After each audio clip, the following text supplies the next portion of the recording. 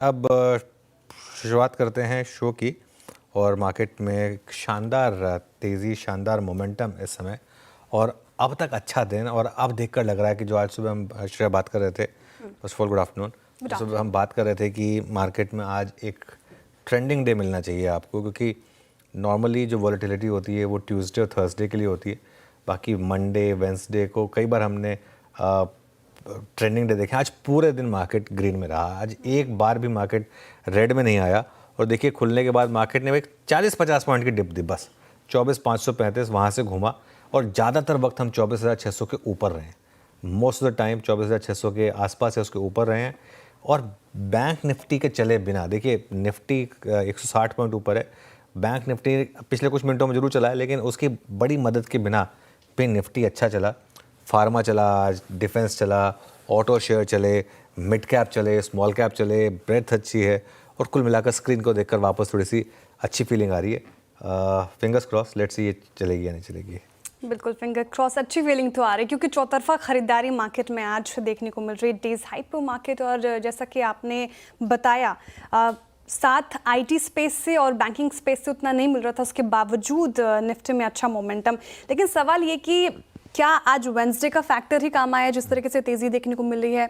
सबसे पहला ये, और दूसरा क्या स्ट्रेंथ अब लग रही है आपको बाजार में? इसके अलावा कौन से अब लेवल्स होंगे इंपॉर्टेंट जहाँ पे नजरें रहेंगी? देखिए, 24,650 से 24,800 की हमने बात की थी कि मार्केट में वहाँ तक का एक रास्ता खुला है। उसके बाद ये फेल होगा या नहीं, या ये टेस्ट, मतलब इसको आप क्रॉस कर पाएंगे या नहीं, ये सबसे इंपॉर्टेंट है। अब हम 10 डेमा पर हैं और 20 डेमा 24,800 पर। ये जोन है श्रेया जिसका क्रॉस होना ज़रूरी है। और अगर 24,800 आपने क्रॉस किया तो फिर मुझे लग रहा है कि फिर बड़ी वाली शॉर्ट कवरिंग होगी। एक और चीज़, बाजार में अब एक ख़राब खबर आनी बंद होगी, अर्निंग सीज़न।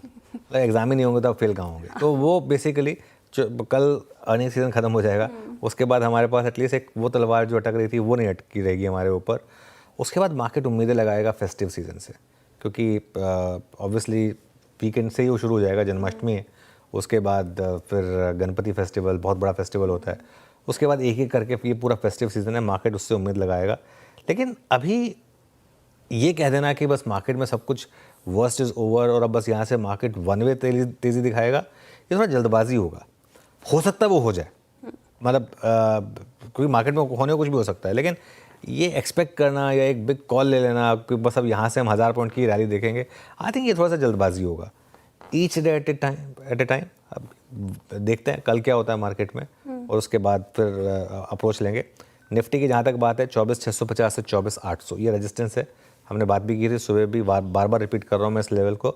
और सपोर्ट आपका 24,450 से 24,500 के बीच रहेगा। बैंक निफ्टी की जहाँ तक बात है, 55,300 से 55,500 में रेजिस्टेंस है यहाँ पर, और सपोर्ट मिलेगा आपको 54,800 से शेयर करीब 55,000 के करीब। ओके, 24,800 का एक इंपॉर्टेंट लेवल वो ब्रीच करता है तो निफ्टी में फिर और स्ट्रेंथ नज़र आ रही है, आ सकती है इनफैक्ट।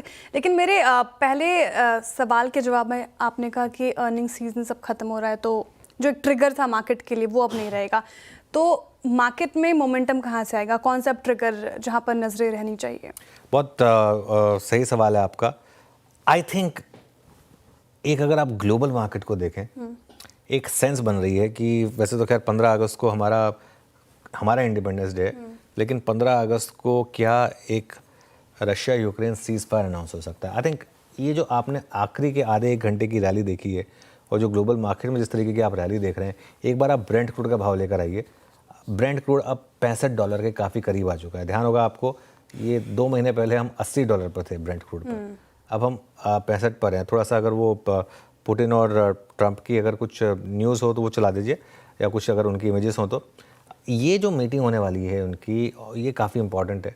अच्छा, इससे होगा क्या? बाई चांस की बात है, अगर तो रशिया और यूक्रेन का सीज़ फायर हो गया तो वो अपने आप में एक और पॉजिटिव आपके लिए लेकर आएगा। फिर यूएस के पास वो बहाना नहीं रहेगा इंडिया के ऊपर एक्स्ट्रा टैरिफ लगाने का।